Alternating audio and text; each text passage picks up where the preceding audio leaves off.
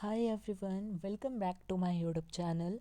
आज हम लोग पढ़ने वाले हैं हमारा हिस्ट्री का chapter number 1 which is bricks, beads and bones. इसमें हम लोग बेसिकली पढ़ेंगे हमारी हड़प्पन सिविलाइजेशन के बारे में, जिसको हम लोग इंडस वैली सिविलाइजेशन भी बोलते हैं। इसका नाम हड़प्पा क्यों पड़ा ये भी हम लोग आगे देखेंगे। जैसे कि आप लोगों को यहाँ पर एक सील दिखाई दे रही होगी, हड़प्पन सील। देखिए बगल में आप लोगों को दिखाई दे रही है हड़प्पन सील। इसको भी हम लोग जानेंगे कि क्या क्या वहाँ पे आर्टिफैक्ट्स थे और वहाँ पे क्या क्या चीज़ें थी। ये सारी चीज़ें भी हम लोग इस वीडियो में कवर करने वाले हैं। और इसमें हम लोग और क्या क्या चीज़ें पढ़ेंगे ये हम लोग देखते हैं। पहले इसमें हम लोग बेसिकली पढ़ेंगे कि बिगिनिंग कैसे हुई हड़प्पन सिविलाइजेशन की, सबसिस्टेंस स्ट्रेटजीज़ के बारे में, एग्रीकल्चरल टेक्नोलॉजीज़ के बारे में पढ़ेंगे। देन कमिंग टू क्या पढ़ेंगे, how artefacts are identified. Then हम लोग पढ़ेंगे मोहनजोदाड़ो के बारे में, जो कि प्लान्ड अर्बन सेंटर था। मोस्ट इम्पॉर्टेंट है, इसमें से क्वेश्चन आता है। उसके बाद पढ़ेंगे ड्रेनेज सिस्टम के बारे में। देन हम लोग पढ़ेंगे प्राइवेसी के बारे में, सिटाडेल के बारे में हम लोग पढ़ेंगे, लोअर टाउन पढ़ेंगे, बरियल्स के बारे में पढ़ेंगे। और उसी के साथ साथ पढ़ेंगे क्राफ्ट प्रोडक्शन के बारे में, finding out about craft production के बारे में पढ़ेंगे। उसी के साथ साथ आइडेंटिफाइंग अर्बन सेंटर्स या फिर प्रोडक्शन सेंटर्स के बारे में भी हम लोग पढ़ेंगे, है ना। चलिए without wasting any time let's get started. So, the Harappan civilization is also known as Indus Valley civilization. The term Harappa is derived from the place where the civilization was identified. देखो, हम लोग Harappan civilisation को Indus valley civilisation भी बोलते हैं। और जो हड़प्पा जो वर्ड पड़ा है वो कहाँ से मिला है हमारे को। हड़प्पा एक जगह है, हड़प्पा भी बोलते हैं उसको, वो एक जगह है जो कि हमें मिली है कहाँ पर। ये देखो आप लोगों को इसमें हड़प्पा दिखाई दे रहा होगा, इसी के नाम पर क्या पड़ा है, हड़प्पन सिविलाइजेशन इसका नाम पड़ा है। So the total time span of this civilisation ranges from 6000 BCE to 1300 BCE। 6000 से लेकर के 1300 BCE तक का टाइम है। इसमें 3 फेजेस हैं। अर्ली फेज जो कि 6000 से लेकर के 2600 BCE तक है। फिर the urban phase of the civilisation, जिसको मैच्योर हड़प्पन बोलते हैं, वो है आप लोगों का 2600 से 1900 तक। और एक होता है डिक्लाइन ऑफ द सिविलाइजेशन, या फिर इसको डिकेडेंट फेज भी बोलते हैं, 1900 BCE से 1300 BCE का। ठीक है। The destructive Harappan pottery, bricks baked and unbaked. देखो जो वहाँ पे यूज़ होती थी ब्रिक्स, वो क्या यूज़ होती थी, बेक्ड और अनबेक्ड दोनों टाइप्स की वहाँ पे ब्रिक्स यूज़ होती थी। आप लोगों को मैं बताता हूँ। Harappan civilization have been found in the region as part, देखो Afghanistan, Baluchistan, Sindh, Punjab province of Pakistan and the Indian state of Jammu and Kashmir, Punjab, Haryana, Rajasthan, Uttar Pradesh, Gujarat and Maharashtra. इन सारी प्लेसेस पे क्या मिली है हमारे को, सारी की सारे हड़प्पा सिविलाइजेशन यहाँ पे क्या कर रही थी, फ्लरिश हो रही थी। ये सारे आप लोग देख सकते हो, धोलावीरा, नागेश्वर, लोथल, ये सारी जो जगहें दिख रही हैं ना आप लोगों को, ये सारी किसकी हैं, हड़प्पन सिविलाइजेशन की है। राखी गढ़ी, बानावली, कालीबंगन, कोट दीजी, मोहनजोदाड़ो, बालाकोट, चनुदरो, ये सारे क्या हैं हमारे, सारी की सारी ये जो प्लेसेस हैं ये हड़प्पन सिविलाइजेशन की हैं। देखो आप लोगों को जहाँ पे बीपी लिखा हुआ मिलता है वो बिफोर प्रेजेंट होता है, बीसी का मतलब होता है before common era, C common era होता है। The present year is 2015 according to this dating system. इस डेटिंग सिस्टम के हिसाब से हम लोग कब की बात करते हैं, 2015 से ही क्या करना चाहिए, हम लोग इसको लेके चलते हैं 2015 का मान के। हड़प्पन सिविलाइजेशन सेटलमेंट की बात करते हैं पहले। So far more than 2000 Harappan archaeological sites have been discovered in the Indian subcontinent. 2000 से भी ज़्यादा हम लोगों ने क्या साइट्स डिस्कवर करी हैं। Most of the sites are found located between the Indus the Saraswati river. ज़्यादातर जो साइट्स हैं वो कहाँ हैं, इंडस और सरस्वती रिवर्स पर पाई गई हैं, इनके बेसिन्स पर। Nearly 2/3 of this settlements are in Saraswati basin. 2/3 जो है वो कहाँ है, सरस्वती बेसिन पर है, suggesting its immense importance for the Harappan civilisation. ये क्या बताता है हमारे को, उसकी बहुत ज़्यादा इंपॉर्टेंस बताता है, किसकी, सरस्वती बेसिन की। या फिर रिवर की। 5 मेजर जो सिटीज़ हैं वो have been identified. These are, कौन कौन सी 5 वो हैं? राखीगढ़ी, मोहनजोदाड़ो, हड़प्पा, धोलावीरा और गैनवीरीवला। ये सारी जो हैं ये हमारे को कहाँ मिली हैं? इसके आसपास मिली है। The remaining sites come under different categories such as regional centres, agricultural villages, ports and manufacturing centres. बाकी की जो सारी हैं वो क्या मानी जाती हैं? रीजनल सेंटर्स हैं, या तो एग्रीकल्चर विलेजेस हैं, पोर्ट्स हैं, या मैन्युफैक्चरिंग सेंटर्स हैं। अब देखो बिगिनिंग की बात करते हैं।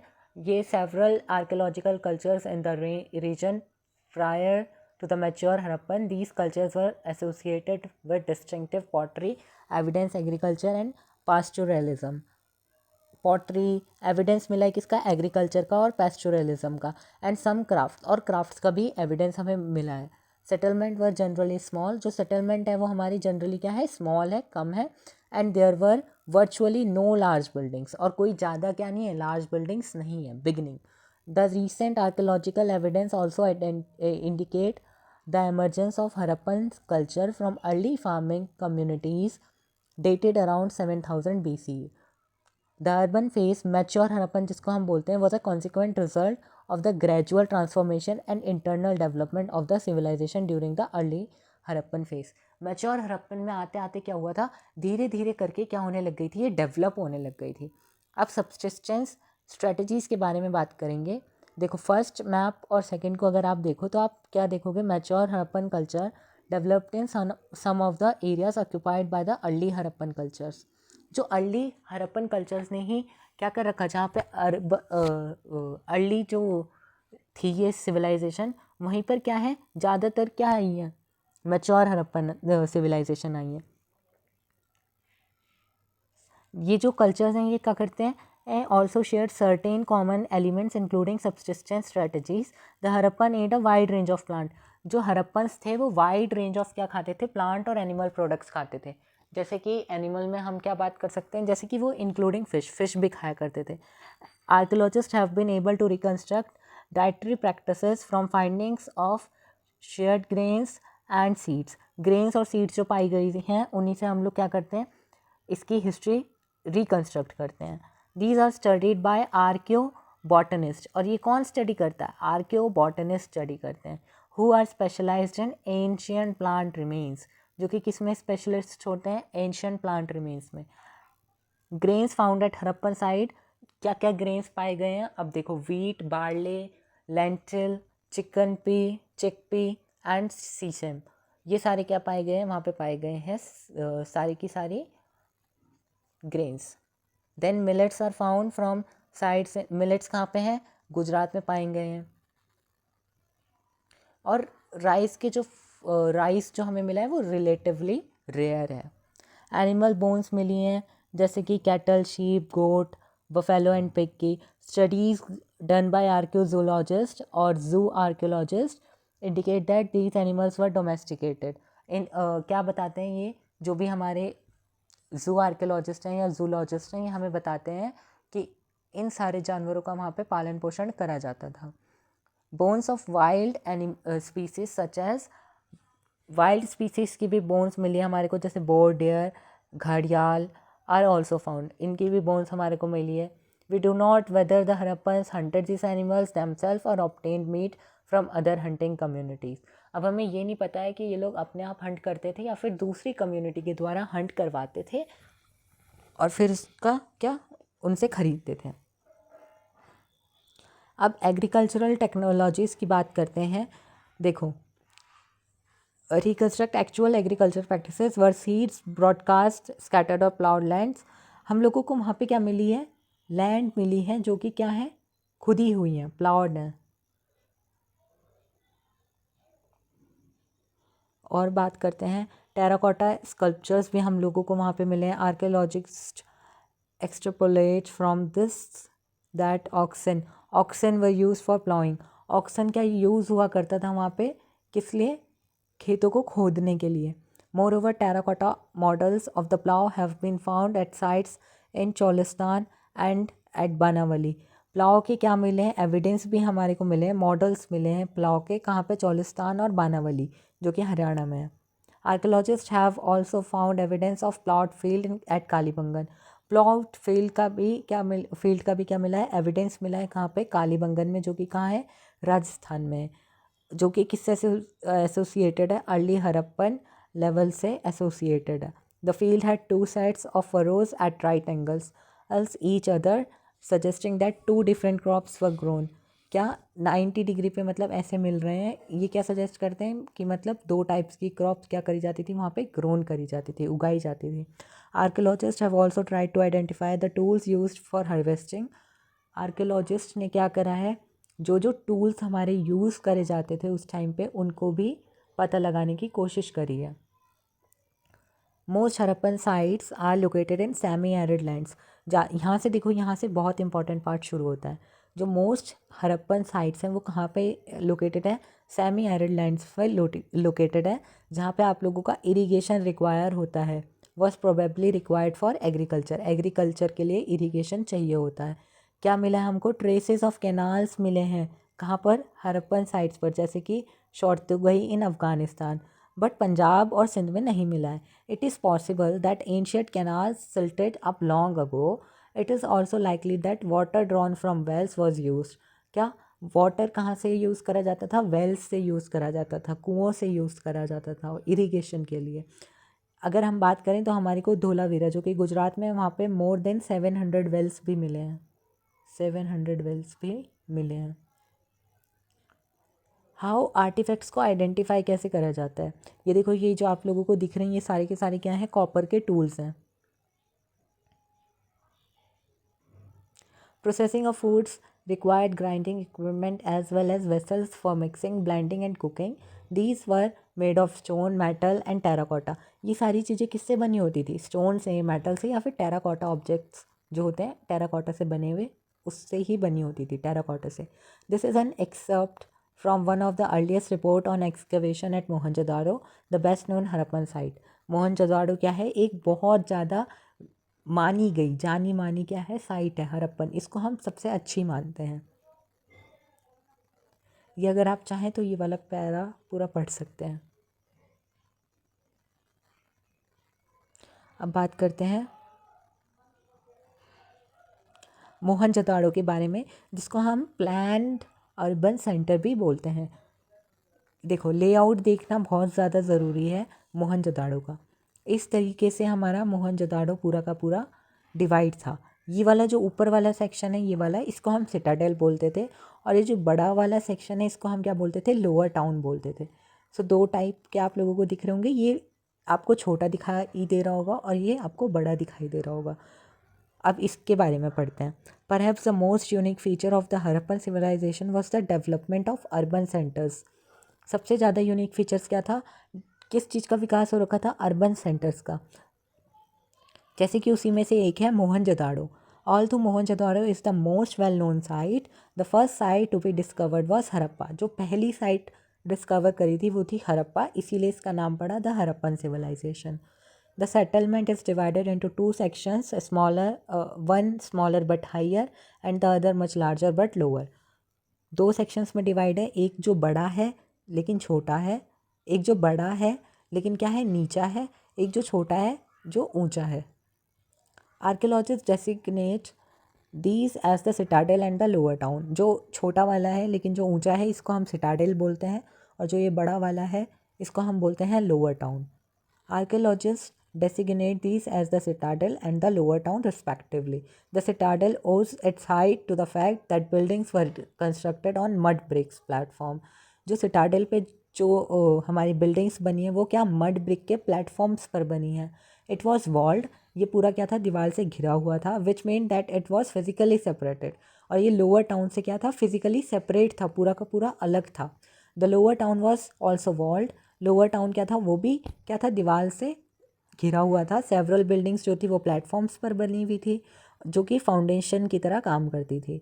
It has been calculated that if one labourer moved रफली a cubic metre of earth daily just to put the foundation in place, it would have required 4 million persons per day. अगर ये आप लोग ये फैक्ट पढ़ सकते हो, अगर एक लेबर 1 क्यूबिक मीटर भी क्यूबिक मीटर बढ़े उस पर डेली, तो just to put the foundation in place it would have required 4 million persons day. 4 million persons चाहिए होंगे उसके लिए। In other words mobilising labour on a very large scale. तो इसका मतलब है कि बहुत ज़्यादा लेबर का इस्तेमाल करा गया था इसको बनाने के लिए। Consider something else. Once the platform were in place और buildings activity within the city was restricted to a fixed area. जो भी हमारी एक्टिविटीज़ होती थी वो हर जगह पे फिक्स रहती थी कि यहाँ पर ये होगा, यहाँ पर ये होगा। हर जगह पर क्या रहती थी? फिक्स रहती थी। So it seems that the settlements was first planned. इसका मतलब है कि सेटलमेंट को पहले प्लान करा गया था और तब बनाया गया था। Other science of planning include bricks which whether sun dried और बेक्ड। जो ब्रिक्स थी वो क्या थी? या तो धूप में सुखाई जाती थी या फिर बेक करी जाती थी। और इनका जो रेशियो रहता था वो भी सेम रहता था। स्टैंडर्डाइज्ड रेशियो के ब्रिक यूज़ करी गई है, जिसके where the length and breadth were 4 times and twice the height respectively. Length और ब्रेथ क्या होती थी? 4 टाइम्स होती थी और जो हाइट होती थी वो ट्वाइस होती थी। Such bricks were used at all Harappan settlement. जितनी भी हमारे को हरप्पन सेटलमेंट मिली हैं सब की सब क्या है वहाँ पे क्या यूज़ हुई है? Standardise ratio of bricks use हुई हैं। अब देखो बात करते हैं हम लोग, ये क्या है? A drain in Mohenjodaro, notice the huge opening of the drain. ये एक आप लोगों को इमेज दिखाई गई है, ये क्या है? ड्रेन है मोहनजोदाड़ो में। अब लेइंग आउट ड्रेन्स, ये बात कर लेते हैं। जो मोस्ट डिस्टिंक्टिव फीचर था क्या था वहाँ का? एक प्लान्ड ड्रेनेज सिस्टम था जो कि लोअर टाउन था। अगर आप नोटिस करोगे तो रोड्स और स्ट्रीट्स क्या थी? हर ग्रिड पैटर्न पे, पहली बात तो ग्रिड पैटर्न उसमें फॉलो करा गया है। दिख रहा होगा आप लोगों को ग्रिड पैटर्न क्या हुआ है? फॉलो हुआ है। ग्रिड पैटर्न फॉलो करा गया है यहाँ पे। और हर एक दीवार जो है घर की कहाँ हुआ करती थी? हर एक दीवार हुआ करती थी आप लोगों की स्ट्रीट के बाजू में, बगल में। और राइट एंगल्स पे ये क्या हो रही हैं? इंटरसेक्ट हो रही हैं। It same street with drains were laid out first then houses build. सबसे पहले क्या बनाया गया था? ड्रेन्स के लिए जगह बनाई गई थी स्ट्रीट्स में, देन उस पर क्या? हाउस बनाया गया था। If domestic waste water had to flow into the street drains every house needed to have at least one wall along a street. अगर पानी बाहर जाना चाहिए, ड्रेन्स वाटर जो है आप लोगों का वेस्ट वाटर, अगर वो नाली में जाना चाहिए, इसलिए आप लोगों की एक दीवार कहाँ होनी चाहिए थी? हमेशा स्ट्रीट के बाजू में ही होनी चाहिए थी ताकि पानी बाहर फ्लो कर सके। नेक्स्ट है हमारा सिटाडेल। ये आप लोग पढ़ सकते हो, सिटाडेल के बारे में यहाँ पे लिखा है। डोमेस्टिक आर्किटेक्चर की बात करते हैं।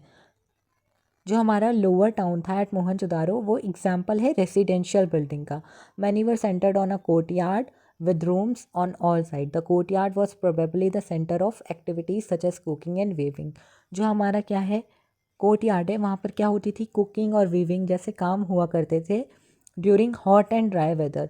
हॉट और ड्राई वेदर में ज़्यादातर यहाँ पर काम हुआ करता था। What is also interesting is an apparent concern for privacy. सबसे ज़्यादा चीज़ क्या इन लोगों ने ध्यान रखी है? प्राइवेसी के बारे में बहुत ज़्यादा ध्यान रखा है। जो इनका फर्स्ट फ्लोर होता था उसमें एक भी विंडो यहाँ पर नहीं दी गई है, एक भी विंडो नहीं है इधर से इधर तक। और ये देखो डायरेक्ट यहाँ पे जो आपको एंट्री दिख रही है, इससे अंदर का पार्ट बिल्कुल भी विजिबल नहीं है। यहाँ पर आप लोगों को एक वॉल दिख रही होगी, इधर से इधर जाने का रास्ता है। तो डायरेक्टली ये लोग प्राइवेसी में बहुत ज़्यादा विश्वास रखते थे। No windows in the walls along the ground levels beside the main entrance does not give a direct view.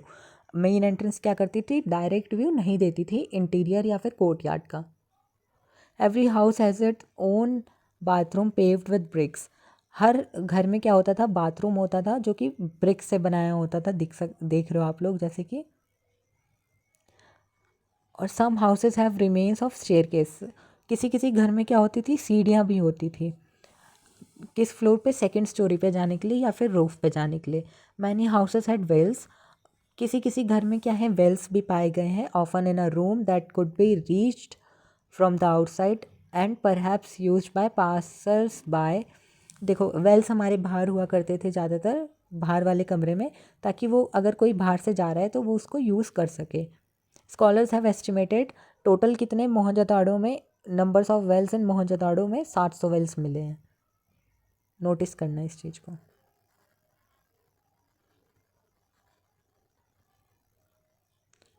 Next हम लोग बात करेंगे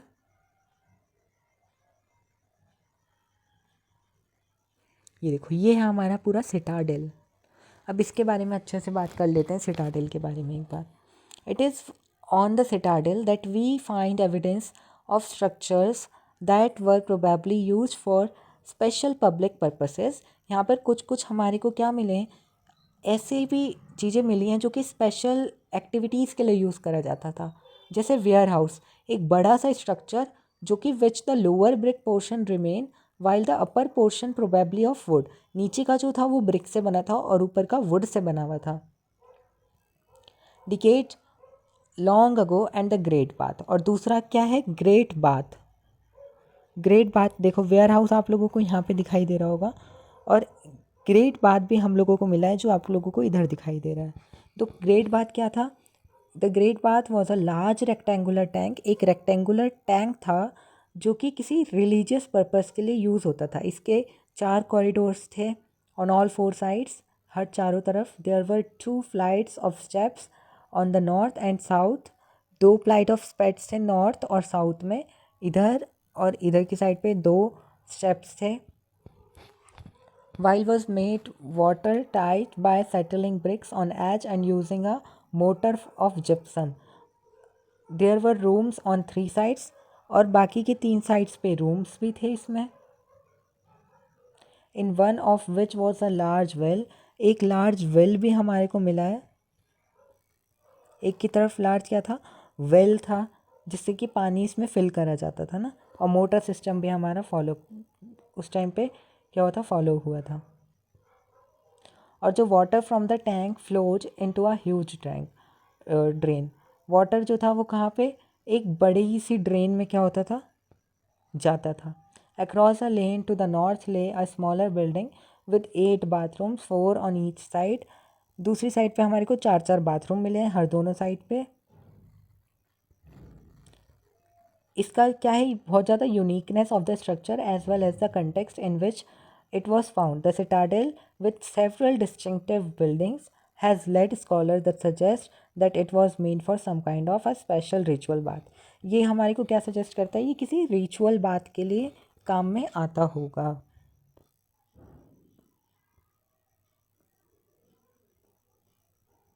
अब बात करते हैं ब्यूरियल्स की।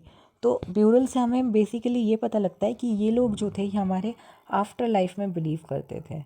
आफ्टर लाइफ में बिलीव करते थे, ये चीज़ हमारे को क्लियर होती है ब्यूरियल से। आर्कियोलॉजिस्ट ने क्या करी है, बहुत सारी स्ट्रेटजीज़ फॉलो करी है इन सब चीज़ों को पता लगाने के लिए। इकोनॉमिक डिफरेंस भी हमें इससे पता लगता है।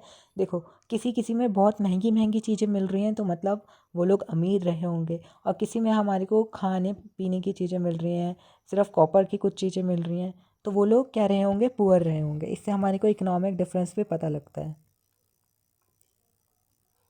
तो बेसिकली उसमें यही सब बताया गया है। सम ग्रेव्स, जैसे कुछ ग्रेव्स में पॉटरी ऑर्नामेंट्स रहते थे, indicating a believe that these could be used in the after life. After life में यूज़ हो रहा है। Jewellery has been found in burials of both man and women के। बोथ में हमें ज्वेलरीज मिली हैं। ज्वेलरीज हमारे को मैन में भी मिली है और वुमेन्स में भी वुमेन में भी मिली हैं। और एक Harappa in the mid an ornament consisting of 3 shell rings a jasper. एक जास्फर की जो कि शेल रिंग्स हमारे को मिली हैं। जास्फर क्या है, एक स्पेशल स्टोन है। हमारे को कहाँ पे, ब्यूरियल्स के अंदर ये सारी चीज़ें मिली हैं। ये आप लोगों को एक कॉपर मिरर यहाँ पे दिखाया गया है। Looking for luxuries, another strategy to identify social difference is to study artefacts. हम आर्टिफैक्ट्स को भी पढ़ के क्या पता लगा सकते हैं, सोशल डिफरेंस को पता लगा सकते हैं। The first category include objects of daily use.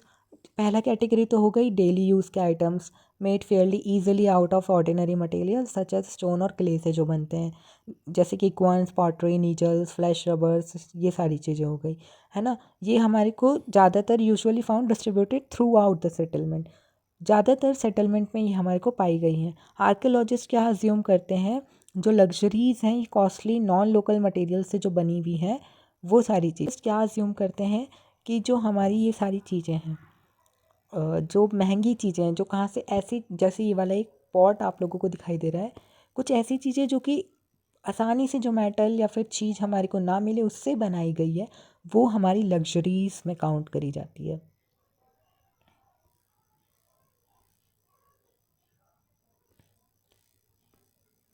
बाकी it is not that important. हम बात करते हैं हमारी क्राफ्ट प्रोडक्शन की। फाइंडिंग आउट अबाउट क्राफ्ट, या आप लोगों का क्राफ्ट के बारे में हम लोग बात करेंगे। लोकेट छनोदरो ऑन मैप, मैंने आप लोगों को छनोदरो बताया कहाँ पर है मैप में। ये एक टाइनी सेटलमेंट है जो कि 7 हेक्टेयर्स में होगी लगभग। अगर मोहनजोदाड़ो से कंपेयर करें तो बहुत ही छोटी है।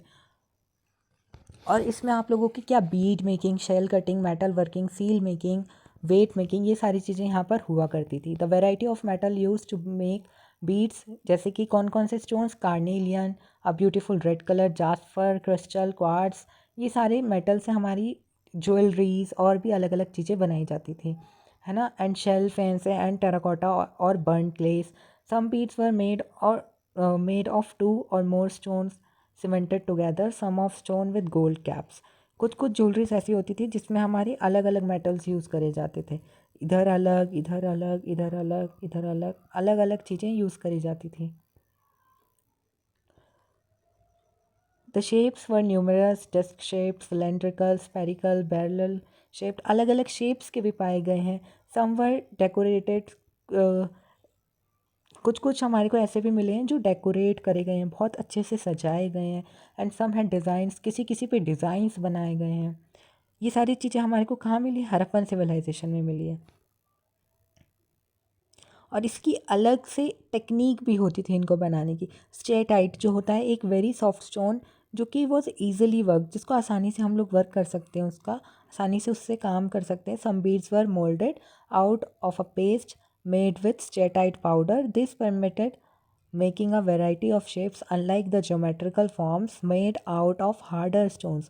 How the steatite micro beads was made remain a puzzle for archaeologists studying ancient technology. अभी तक हमारे आर्कियोलॉजिस्ट को ये नहीं पता चला है कि ये कैसे बनी है। ये भी अभी तक क्या रहा है? पजल रहा है हमारे आर्कियोलॉजिस्ट के लिए।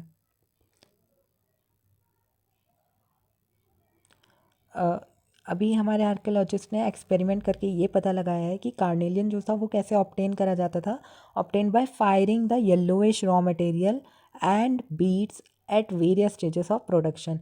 येलोइश कलर का रॉ मटेरियल था, उसको पका करके हमारा क्या कार्नेलियन मिलता था हमारे को। ऐसे हम लोग स्पेशलाइज ड्रिल्स कहाँ कहाँ पर छनदरो, लोथल और धोलावीरा में हमें मिलती हैं। जैसे नागेश्वर और बालाकोट आप लोगों को मैंने दिखाया, उसमें आप नोटिस करोगे बोथ सेटलमेंट्स कहाँ हैं? कोस्ट के किनारे हैं। बोथ दोनों सेटलमेंट क्या है? कोस्ट के किनारे, मतलब पानी के पास हैं। दोनों की दोनों सेटलमेंट यहाँ पे आप लोगों को मैं दिखाता हूँ, इधर हैं दोनों की दोनों। तो ये दोनों हैं हमारी, ये देखो, नागेश्वर और बालाकोट। कहाँ है? ये कोस्ट के पास है ना, पानी के पास है। तो इसी चीज़ के बारे में आप लोगों को समझाया जा रहा है। क्या बताया जा रहा है कि ये देखो, अगर आप लोगों को बताया जाए कि ये दोनों की दोनों क्या है, पानी के पास में है,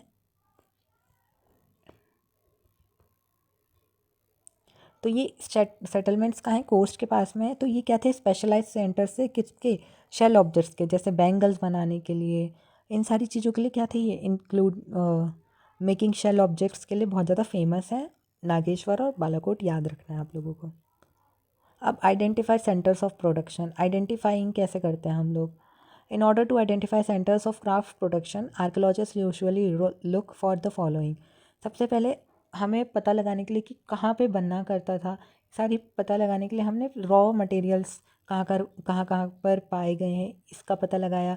जैसे स्टोन्स, ये सारी चीज़ें कहाँ पर मिली हैं। Ore, tools, unfinished object, rejects and waste materials, जहाँ पे ये मिली है मतलब वहाँ पे कुछ ना कुछ हुआ करता था।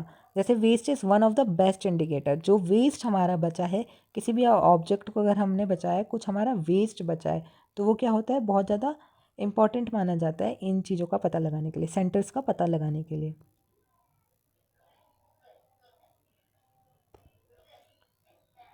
Sometimes larger waste pieces were used up to make smaller objects, but minuscule beds were usually left in the work area. These traces suggest that apart from small specialized center, craft production was also undertaken in large cities.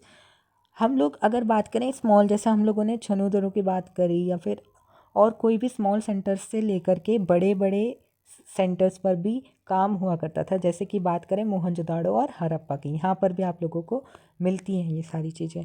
Strategies क्या होती हैं हमारे को for procuring materials? As it obvious, a variety of material was use for craft production. Craft production के लिए बहुत सारे materials हम लोग यूज़ करते थे। While some such as clay were locally available, clay जो थी वो आसानी से पाई जाती थी वहाँ पर। Many such as stone, timber and metal had to be procured from outside. इन सारी चीज़ों को, जैसे स्टोन्स को और कोई मेटल को बाहर से लाना पड़ता था, जैसे एलुवियल प्लेन्स से। तो terracotta toy models of bullock cart suggest that this was one important means of transport good and people across land routes. Land transport भी होता था वहाँ और रिवर के द्वारा भी ट्रांसपोर्ट होता था, जैसे Indus and its tributaries as well as coastal routes were also probably use. Indus जो हमारी रिवर है वो वहीं पर ही है, पाकिस्तान के साइड में जो फ्लो होती है, उस पर हम लोग क्या करते थे, वो हमारा रूट था किसका, ट्रांसपोर्टेशन का। Materials from the sub continent and beyond, material कहाँ से, सब कॉन्टिनेंट और उसके बियॉन्ड से भी आता था। The Harappans procured materials for craft production in various ways, बहुत सारे वेज में वो क्या करते थे, सामान को लाया करते थे। जैसे नागेश्वर और बालाकोट जो एरियाज थे, वो शेल वॉज अवेलेबल, शेल वहाँ पे अवेलेबल थी। अदर्स जैसे कि साइट्स हैं शॉर्टुगई इन फार ऑफ अफ़गानिस्तान में जो है, ये बेस्ट सोर्स किसका है, लैपिस लजूली का, ये आपको याद रखना है, लैपिस लजूली अफ़गानिस्तान। ये एक ब्लू कलर का स्टोन होता है that was apparently very highly valued, इसकी बहुत ज़्यादा कीमत होती है। और लोथल जो था वो हमारा कार्नेलियन के लिए फेमस था। Steatite Rajasthan and north Gujarat और मेटल राजस्थान। अनदर स्ट्रेटजी क्या है, दूसरी strategy, raw materials may have been to send expeditions to area such as the Khetri region of Rajasthan. Khetri region of Rajasthan coppers के लिए फेमस था एंड साउथ इंडिया गोल्ड के लिए। These expeditions established communication with local communities. Occasional finds of Harappan artifacts such as statite microbeads in these areas are indications of such contacts. There is evidence in the Khetri areas for what archaeologists call the Ganeshwar Jodhpura culture. इसको क्या बोला जाता है, Ganeshwar Jodhpura culture बोला जाता है, जो हमारे को एविडेंस मिले हैं खेतरी एरिया से, उसको आर्कियोलॉजिस्ट बोलते हैं। With its distinctive non-Harappan pottery and an unusual wealth of copper objects, it is possible that the inhabitants of this region supplied coppers to the Harappan. जो वहाँ के लोग थे वो क्या करते थे, हमारे को कॉपर सप्लाई करते थे हरप्पन्स को, ये आप लोगों को याद रखना है। नेक्स्ट आप लोग यहाँ पे देख सकते हो, ये रहा हमारा Harappa. Contact with distant lands, दूर दूर से हमारा क्या था, कॉन्टैक्ट था। जैसे कि recent archaeologist find suggest the copper was also probably brought from Oman. जो हमारा कॉपर है वो ओमान से भी आया करता था, ऐसा हमारे आर्कियोलॉजिस्ट का कहना है। On the south eastern tip of the Arabian peninsula, chemical analysis have shown that both the Omani copper and the Harappan artifacts have traces of nickel. Omani copper जो है और जो हमारे आर्टिफैक्ट्स हमें मिले हरप्पा से, वो सारे में क्या ट्रेसेस ऑफ निकल पाया गया है। सजेस्टिंग क्या सजेस्ट करता है कि इनका जो ओरिजिन हुआ है वो क्या है, एक ही जगह से हुआ है। There are other traces of contact as well, a distinctive type of vessel, a large Harappan jar coated with a thick layer of black clay. एक जार जो कि थिक किससे कोट करा गया है, ब्लैक क्ले से कोट करा गया है। वो कहाँ पे हमारे को पाया गया है, ओमानी साइट्स पर पाया गया। Such thick coating prevent the percolation of liquid. जो थिक कोटिंग हमें करी गई है वो क्या करती है, लिक्विड की पर्कुलेशन को, लीकेज को रोकती है। We do not know what was carried in these vessels. हमें अभी तक ये नहीं पता है कि इसमें क्या ले जाया जाता था, है ना। But it is possible that Harappans exchange the content of this vessels for Omani coppers. बस हमें इतना पता है कि जो भी चीज़ भेजी जाती थी वो किस लिए भेजी जाती थी, ओमानी कॉपर के लिए। Mesopotamian text datable to the 3rd millennium BCE referred to copper coming from a region called मगन। हमें क्या मेसोपोटामियन टेक्स्ट से पता चलता है कि जो कॉपर आ रहा है वो कहाँ से आ रहा है, मगन रीजन से आ रहा है, उस रीजन का नाम है मगन। Perhaps a name for Oman, और ऐसा माना जाता है ये किसका नाम है, ओमान का ही नाम है। And interestingly enough copper found at Mesopotamian sites also contain traces of निकल। जो मेसोपोटामियन साइट्स पे भी मिला है वो कैसा है, उसमें भी बहुत ज़्यादा मात्रा क्या है, किसकी है, निकल की है। Other archaeological find suggestive of long distance contacts include Harappan seals. Harappan seals भी पाई गई हैं, वेट, डाइस, बीड्स, ये सारी चीज़ें हमारे को पाई गई हैं। इससे हमारे को पता चलता है कि क्या थे, लॉन्ग डिस्टेंस में भी हम लोग ट्रेड वगैरह कर रहे थे। नेक्स्ट, जैसे Mesopotamian text mention contact with region name Dilmun. एक मेसोपोटामियन टेक्स्ट से हमें पता चलता है कि एक नेम है दिलमन, जो कि किसका, probably the island of Bahrain, Magan and the Meluhha, possibly the Harappan region. Meluhha Harappan region को बोला गया है। They mention the product from Meluhha, carnelian, lapis lazuli, copper, gold and varieties of wood. ये सारे हमारे उसमें पाए गए हैं, मतलब उसमें बता रहे हैं कि ये सारी चीज़ें, मेलुहा क्या है, हड़प्पन के लिए बोला जा रहा है, ठीक है। अब Mesopotamian myth says of Meluhha, may your bird be the haja bird, may its call be heard in the royal palace. ये हमारे को बताया गया है। Some archaeologist think the haja bird was the peacock. जो हज बर्ड है या हजा बर्ड है, ये क्या है, पिकॉक के बारे में बात कर रहे हैं। Did it get this name from its call? It is likely that communication with Oman and Mesopotamia by sea. Mesopotamian texts refer to Meluha as a land of safaris. Beside, we find depiction of ships and boats on seal. हमें जो seal मिली है उसमें हमारे को boat का और अलग अलग चीज़ों का क्या मिलता है, डिपिक्शन मिलता है, मतलब दर्शाया गया है। अब सील्स, स्क्रिप्ट और वेट्स के बारे में बात करेंगे। Seals and sealings were used to facilitate long distance communication. Seals और या फिर सीलिंग की बात करें तो ये क्या होते थे, लॉन्ग डिस्टेंस कम्युनिकेशन में काम आते थे। जैसे इमेजिन करो, a bag of objects been send from one place to another. एक हम किसी भी सामान को एक प्लेस से दूसरे प्लेस पर भेज रहे हैं, है ना। Its mouth was tied with rope, and on the knot was affixed some wet clay on which one or more seals were pressed, leaving an impression. If the bag reached with its sealing intact, it meant that it had not been tampered with. The sealing also conveyed the identity of the sender. देखो, अगर हमने किसी भी एक सामान को दूसरी जगह पर भेजा है और उस पर हमने एक सील लगा दी है, तो हम लोगों को क्या, अगर ये पूरा ऐसी पैक्ड का पैक यहाँ पे इस पर सीलिंग लगी हुई है और ये यहाँ पे पहुँच गया, तो मतलब इसके अंदर का जो सामान है वो डैमेज नहीं हुआ है, मतलब यही सामान इनको भेजा गया था। बट अगर वो डैमेज हुआ है, इसका मतलब है कुछ ना कुछ छेड़खानी हुई है या कुछ ना कुछ गलत हुआ है। और जो सीलिंग है ये क्या, एक तरीके से दर्शाती थी आइडेंटिटी, आइडेंटिटी किसने भेजा है, ये भी हमारे को इससे पता लगता है। अब इसकी स्क्रिप्ट की बात करें तो वो एक एनिग्मेटिक स्क्रिप्ट है। एनिग्मेटिक स्क्रिप्ट का मतलब है, देखो मैं आप लोगों को समझाता हूँ।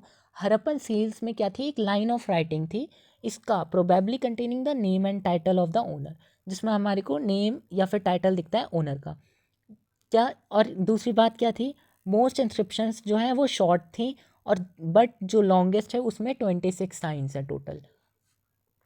ये हमारे को एक ऐसे स्क्रिप्ट है जो कि अभी तक अनडिसिफर्ड है, मतलब अभी तक हम लोग इसको पहचान नहीं पाए हैं, पढ़ नहीं पाए हैं to date. It was evidently not alphabetical, क्योंकि ये अल्फ़ाबेटिकल नहीं है, मतलब ABCD या से अनार, बड़े आ से आम, ऐसा नहीं है जी। क्या है, इसमें बहुत सारे साइंस है, जैसे 375 से 400 टोटल इसमें साइंस है।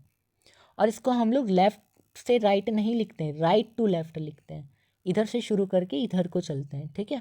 जैसे हम लोग नॉर्मली इधर से इधर को लिखते हैं ना, इसमें हम लोग उल्टा करते हैं, राइट टू लेफ़्ट लिखते हैं।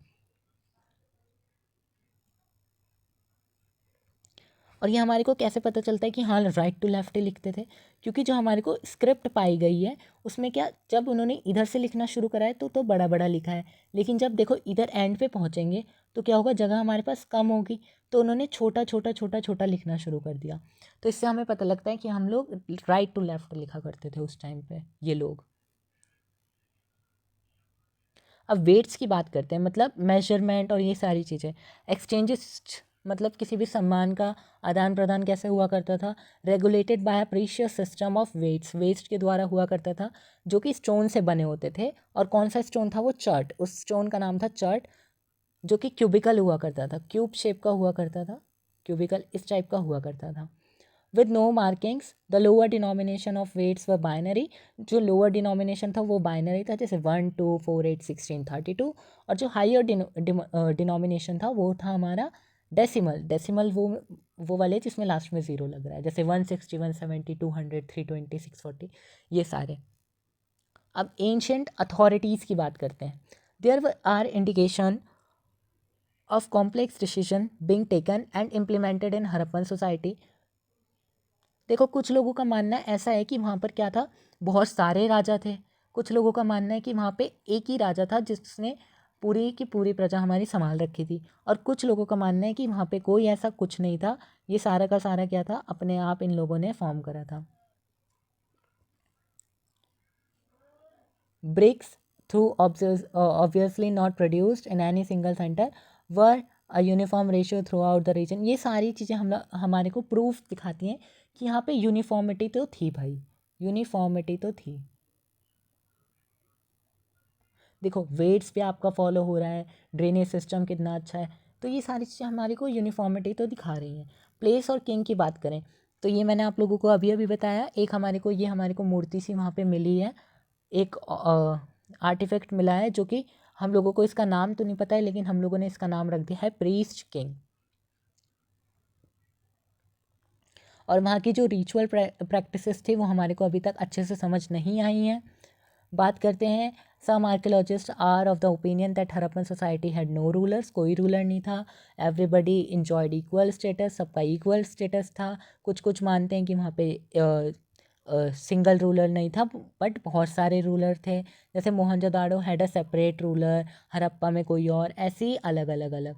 Yet others argue that there was a single state given the similarity in artefacts.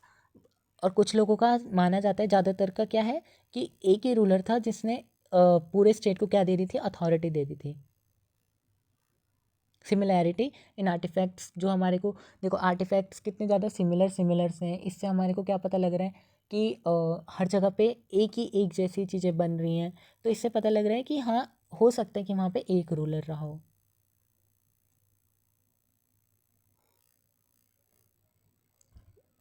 अब बात करते हैं एंड ऑफ सिविलाइजेशन। ये जो इतनी अच्छी सिविलाइजेशन थी, जो इतने अच्छे से फ्लरिश हो रही थी, हाउ इट एंड्स, कैसे एंड हुई, ख़त्म कैसे हुई है। There is evidence that by 1800 BCE में क्या हुआ, mature Harappan site in region such as Cholistan had been abandoned. सिमुलेट देखो एक और चीज़ आप लोगों को बता देता हूँ मैं यहाँ पे, कि इसमें आप लोगों को बेसिकली इस पूरे पैरा में आप लोगों को यही बताया गया है कि पहला रीज़न्स हो सकता है कि Aryans were responsible for the decline of this civilisation.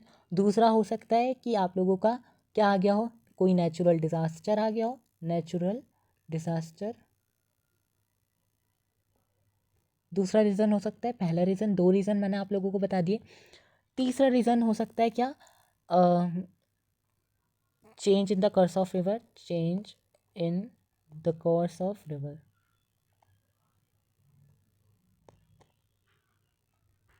Indus है ना, इंदस रिवर की वजह से कोई फ्लड वगैरह हो गया हो, उसका भाव जो है वो बदल गया हो, ये हो सकता है। और एक और चीज़ क्या हो सकती है यहाँ पे, एक और चीज़ हो सकती है हमारी घाघर जो एक रिवर थी उसका सूखा पड़ जाना। तो यही चीज़ आप लोगों को इस पूरे पैराग्राफ में समझाई गई है।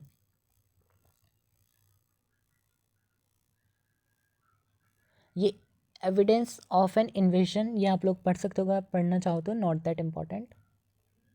नेक्स्ट है हमारी डिस्कवरिंग द हड़प्पन सिविलाइजेशन। अब हम लोग इसको डिस्कवर कैसे करते हैं इसके बारे में देख लेते हैं।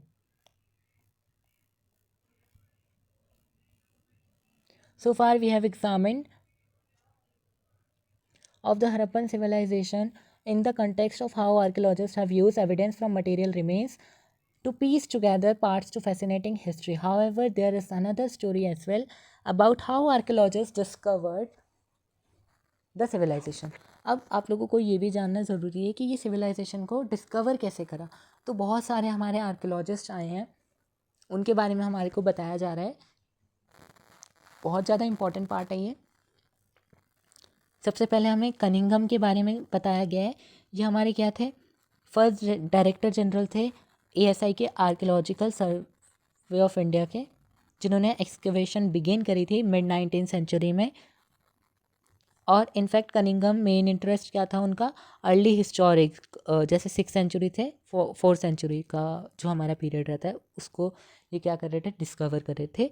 और इनका ज़्यादा ध्यान किस में था, ही यूज, कौन सा अकाउंट इन्होंने यूज़ करे थे, जो कि चाइनीज़ बुद्धिस्ट पिलग्रिम्स के द्वारा लेफ्ट थे, छोड़े गए थे।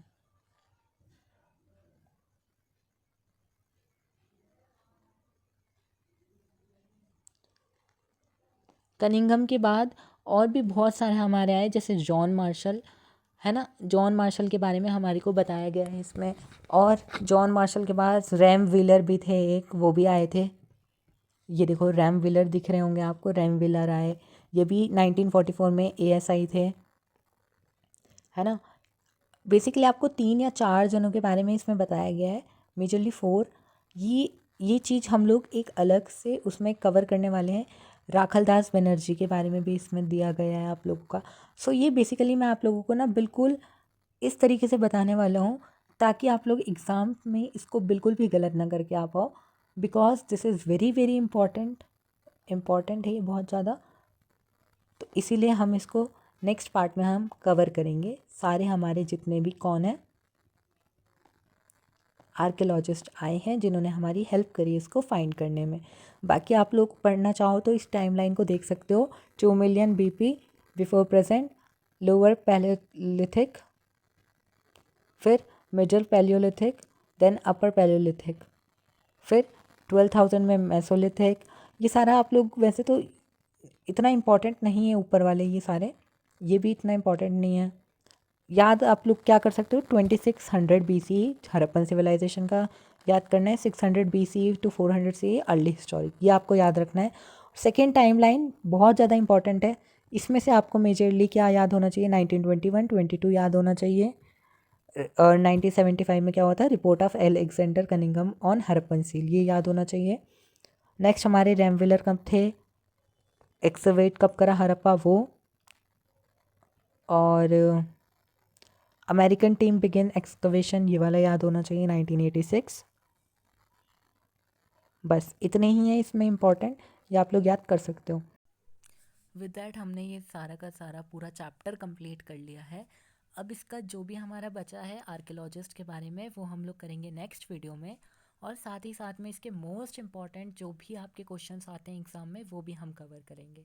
सो मिलते हैं आपसे नेक्स्ट वीडियो में, तब तक के लिए bye bye and take care.